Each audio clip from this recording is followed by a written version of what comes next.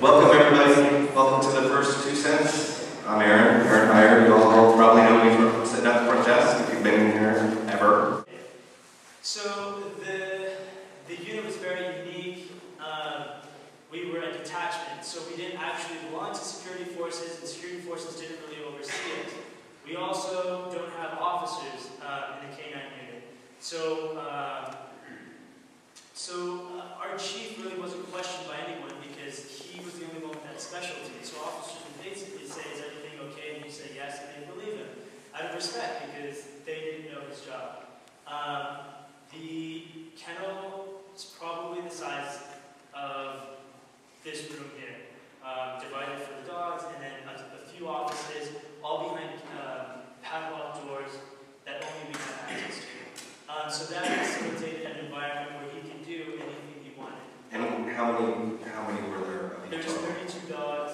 When I first got there was over 20 handlers. When I left there was only probably a dozen. And each of you worked with just one dog? No. Well, in the beginning, yes. But as there was less handlers versus dogs, we had to start picking up extra dogs. So, I mean, the report, the investigation just shows that Tucson ran a rogue unit. He had hooker parties and gambling parties at his house, and alcohol and prostitutes, and I didn't want anything to do with it. So I didn't fit his MO. And nobody else had ever questioned anything that he was doing? I mean, did they not think that it was odd that all this was happening and no one above him? He didn't. The thing about Tucson's unit is that it was that exclusivity in leadership, exclusivity in power, and exclusivity in the K-9 unit. So, I mean, we were only a handful of people, and for the most part, people, I'd say about 50% of the people in the kennel were part of his A-team or his little group. This is going to be kind of the fun portion of this interview. There's a couple of questions that I'm going to do, I think, every month, just so you can get to know Joseph, the person, a little bit. No, don't be nervous. This is kind of my homage to James Lipton. What's your favorite curse word?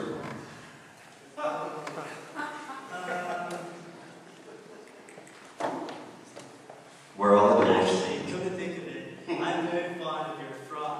Frock? You like that? Yeah. All right. So that's Frock. my favorite curse word. Frock or frock? Yeah. F-A-W-K. I like that. In 10 years, where will you be? What will you be doing? Serving.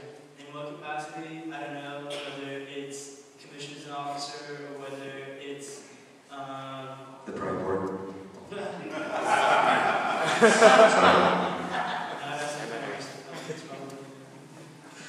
In 3 words. Are you single? yes. In 3 words, describe your ideal partner. Ambitious in whatever capacity, not in politics or whatever.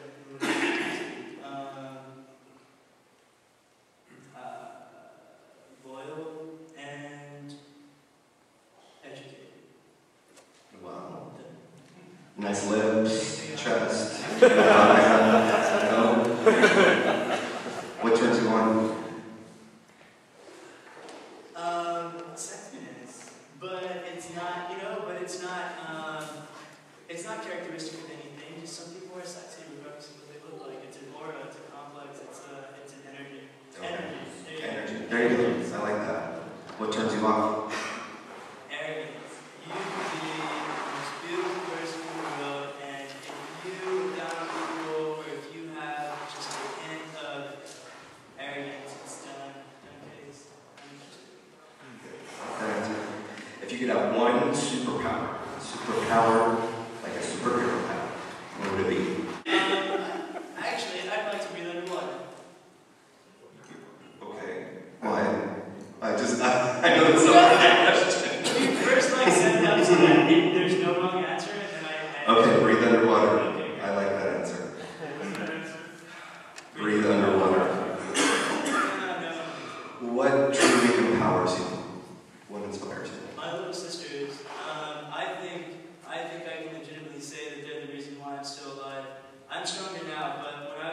great, and when I left the Naval Academy, or the prep school, I couldn't imagine anyone explaining to them why I wasn't around. They're my inspiration.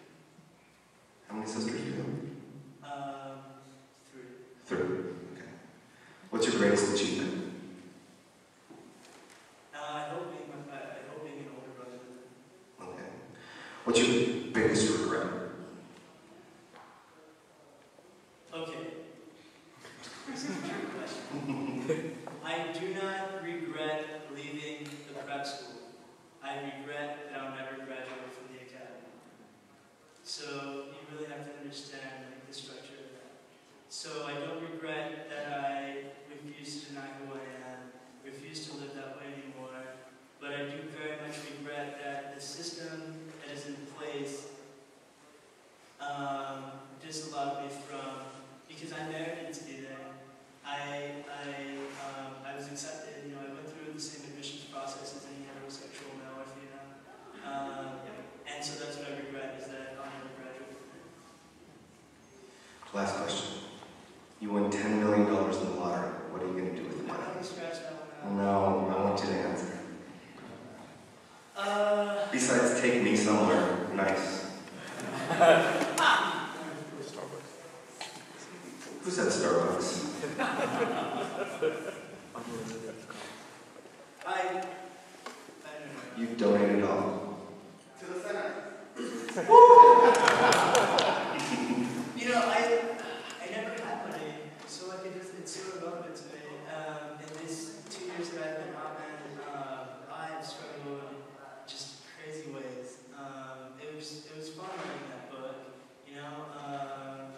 and I don't regret it, and I don't it's just taught me a lot. So I'm actually happier having enough money to make it by than, I don't want to be dirt poor, but I'm good.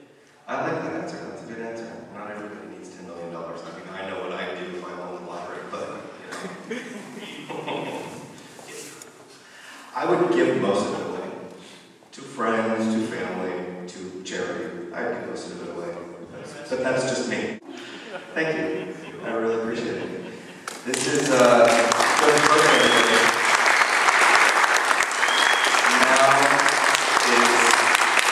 your opportunity to have some food and some drinks and get him drunk and ask him any question you want that I didn't. And thanks for being here. Next month,